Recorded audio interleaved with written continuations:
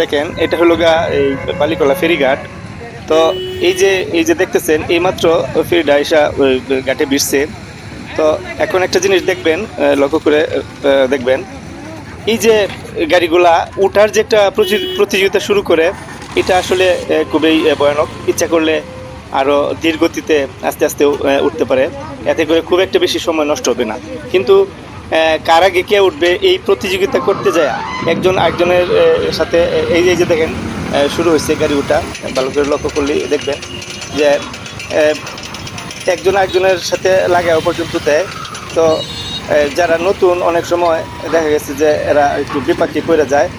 তো এই এটা সবসময় মনে রাখবেন, এই রুটে চলাচল করতে গেলে খুব সাবধানতার সাথে গাড়ি ওঠানামা করবেন।